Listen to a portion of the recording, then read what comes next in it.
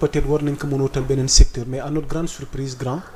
ñu ne Yacine Fall ñëw na secteur maanaam justice bi wuutu ki nga xamante ne moom mooy Ousmane Diagne est-ce que elle est la femme à la place qu'il faut tey qu'est-ce que Yacine Fall peut apporter tey jii ni ci département justice bi mu nekk département boo xamante ne vraiment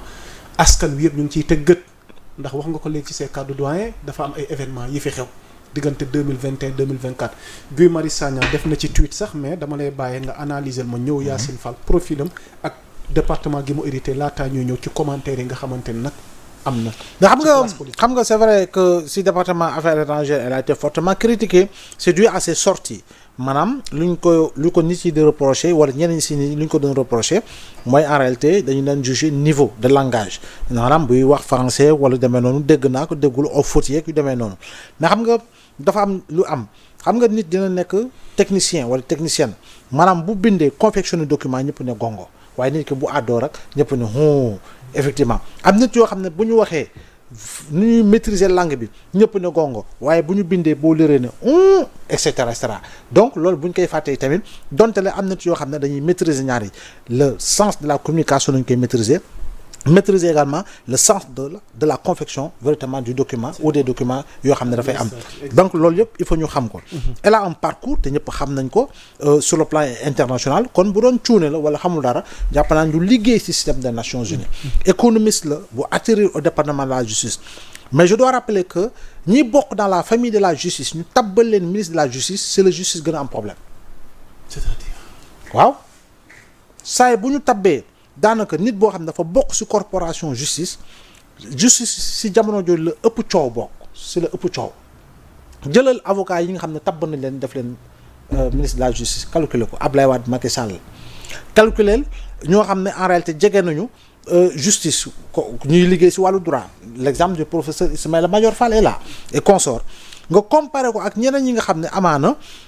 jóge nañu ci yenn corporation ñu tabb leen ci portefeuille de la justice effectivement da ngay gis ni da lay faral ne amaana meilleur ministre yi sax bokkuñu profil ak famille professionnelle bi nga xam ne moom lañ leen dénk donc Yacine Fall nag yegg ci wàllu justice xëy na du choix boo xam ne c'est un choix inopportun xëy na premier ministre xam na kan moo di Yacine Fall engagement yi mu war a mën a jël ak moom ci liggéey bi mu koy xaar xëy na yaakaar na ko ci li nga xam ne peut-être Ousmane Diagne moom xëy na du ko bëgg def wala bëgg ko accélérer bokk ci defin gi par rapport ak le fait que mu nekk ancien magistrat Trump dafay nekk point de blocage alors que xëy na ki nga bokkal vision ki nga bokkal sens de la vision ki nga bokkal maanaam orientation par rapport aux objectifs à atteindre xëy na yow booy daw 2 à l'heure moom bu ñëwee dafay dugal 4e vitesse donc processus d'accélération des dossiers yooyu xëy na profil la boo xam ne xëy na sur suba gannaaw suba daañu gis ni effectivement qu'elle est depuis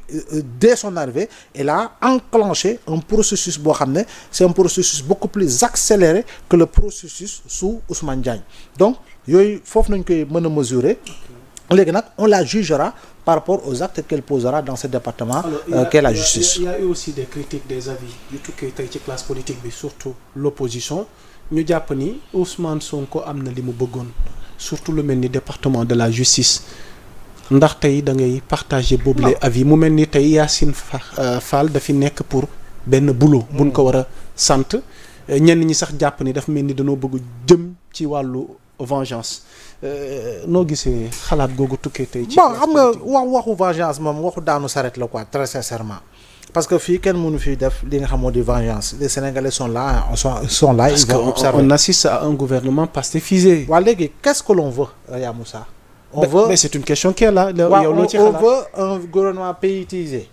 pour dire le PT on veut un gouvernement apérisé. mais la logique voudrait que ceux qui gagnent dirigent logiquement. on veut un gouvernement LDisé. On veut un gouvernement PSCisé. On veut un gouvernement PDCisé. Etc. Non, c'est un gouvernement pastéfien. ñu jàppee ko noonu même su leen neexoon tabb ay cadre Pastef donc si li nga xam moo seen gouvernement buñ su leen neexee ñu boole si comme ni ñu ko defee li nga xam moo di allié waaw damay laajte. Le gouvernement socialiste était un gouvernement socialiste ou un autre gouvernement qui n'était pas un gouvernement socialiste. Le gouvernement Ablaye Wade c'était un gouvernement libéralisé d'appartenance majoritairement du Parti démocratique sénégalais ou pas. Président Macky Sall bu mu ñëwee premier nit bu mu njëkk tabb au département de l'intérieur c'était un affidé boo xam ne il avait une idéologie claire si gis-gis diggante Macky Sall ak APR muy Mbaye Ndiaye mais qui était plus fidèle qu'Abdoulaye Daouda Diallo dafa ko ministre de l'intérieur. Qui était plus fidèle qu'à Aliou Ngouille Ndiaye daf ko woon ministre de l'intérieur jëlal tey si Abdoulaye Wade ñi mu tabb daf leen ministre de l'intérieur wala ministre de la justice et tout mais quel est leur problème alors pour ñu ne non c'est un gouvernement pacifien mais nitu Diomaye mooy nitu Sonko mooy nitu Diomaye. ok xam nga ndax dégg nga. nitu Sonko mooy nitu Diomaye mooy nitu Sonko. parce que Diomaye si boppam nitu Sonko la. Je parle du cadre politique, bien entendu. Je parle pas du cadre institutionnel, du cadre politique. Parce que Diomaye Sonko,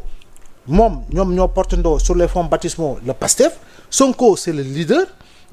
Sonko, c'était véritablement le maître d'œuvre, le chef d'œuvre. C'est li nga xam ne moo am. Léegi bu ñu di jëli ji ay nit ñu ne c'est un gouvernement pastefien. Sonko a obtenu ce qu'il voulait. Mais est-ce que Macky Sall n'avait pas obtenu ce qu'il voulait ou Macky Sall n'avait pas fait ce qu'il voulait? Je dis pas c'est Sonko, mais c'est entre Diomaye et Sonko. Dégg ma ñu déggoo ko. Donc c'est sur proposition du Premier ministre, président nangul ko comme ni mu ko waxee. Donc donte le président andi na ay amendement teg na ay amendement andi na amélioré na li nga xam moo di processus de nomination lié au choix. Léegi dama xamul ndax gouvernement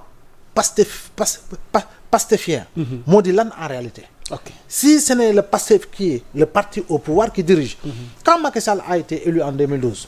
ñëpp dañ ko doon wax ne Macky Sall def na erreur politique. Erreur politique bi mooy l'APR était minoritaire à l'Assemblée nationale. L'ensemble des institutions étaient dirigées par des alliés. Mais quand le président Macky Sall avait été réélu en 2019, l'APR avait repris le pouvoir.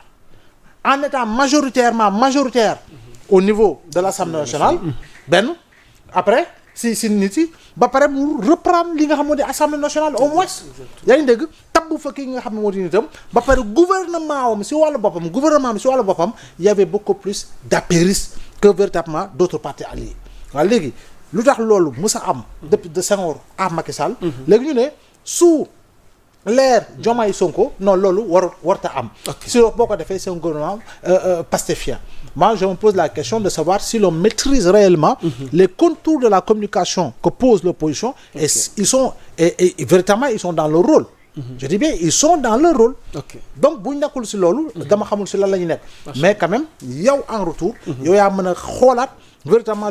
les contours, le contenu et les orientations de cette forme de communication pour dire attends mais boo toppee mouvance bi tu tombes dans le piège de cette forme de communication. Or c'est le PASTEF qui est au pouvoir. Donc ceux qui sont au pouvoir ont le droit et les prérogatives constitutionnelles partant du président de la République de nommer qui ils veulent à tous les postes civils et militaires. Ok alors ma ajouté foofu benn réaction de Guy Marius Sagna en attendant ma ñëw nag ci Cheikh Tidiane Kandé mi nu dab ci jotaay waxtaan wi Guy Marius Sagna toute cette agitation des Koulouna de leur presse à gages de leurs hommes et femmes de main ne signifie qu'une chose ils tremblent de peur ils ont raison car lumière vérité et justice seront faites sur les tragédies de 2021 à 2024 justice par force. Oui, mais impérativement, je pense que tout Sénégalais aujourd'hui aspire à cela. Impérativement, pourquoi je le dis, en dehors de l'affaire Mamadou Diop, bi nga xam ne dragon bi moo ko faatoon en 2011 moo aboutir c'est à titre personnel. L'autre élément bi aboutir c'était l'arrestation du policier Bougaleb dans l'affaire de l'étudiant qui avait été tué à l'université. Mais de 63 à 2024 nit yi faatu ces manifestations yëpp il n'y a pas eu de procès, il n'y a pas eu de coupable, on n'a jugé personne. Et nous également, en ne créant pas les conditions pour que justice soit faite, mais nous sommes tous en situation d'insécurité. Nous sommes tous en situation d'insécurité parce que ñi nekkoon ci mbedd bi yore ay fetal man waxuma borom drone bi. xam naa borom drone bi fi mu nekk ci bitim réew jamono yi xam naa film extraterrestre yu muy seeraat moo bari wala film intelligence artificielle ñoo bari parce que beaucoup de Sénégalais sont témoins oculaires par rapport à des images yu ñu gis beaucoup de Sénégalais sont témoins oculaires de torture ay nit yu ñu dóor ba ñu laaf léegi nag yow boo nekkee fële tàmm di seetaan ay film yoo xam ne intelligence artificielle la ak ay film extraterrestre ay dëgg effectivement di nga jàpp ni ay drone ñoo fi nekkoon voilà donc li ëpp solo mooy ñan ñoo nekkoon sur le terrain. ñan ñoo leen recruter woon. ñan ñoo leen jox ngannaay. munitions yi fan la jógee kan moo leen fay mais loolu faw ñu leeral ko. ak foo munti bokk ak foo munti féete nag je dis bien ak foo munti bokk ak foo munti féete mais loolu faw ñu leeral ko mais buñ ko leerul maak yow ak keneen ak beneen Sénégalais nous sommes en situation d'insécurité suba lan mooy am ba ñooñu génnaat donc je pense que pour ñu xel dal. yaa ngi dégg et que tout le monde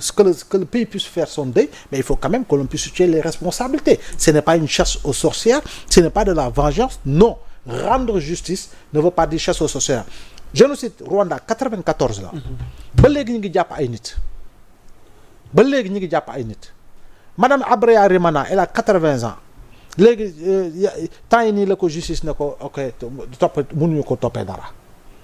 alors que c'était en 94. Il faut pas que l'on soit amnésique. C'est important alors Cheikh Tidiane Kandé ñu ngi lay nuyu muy taskatu xibaar di chroniqueur également borom grande gueule ba ca Sen TV ñu ngi am mbégte di la dalalaat sa kër Sénégal 7 ngir tey plateau de décryptage ci actualité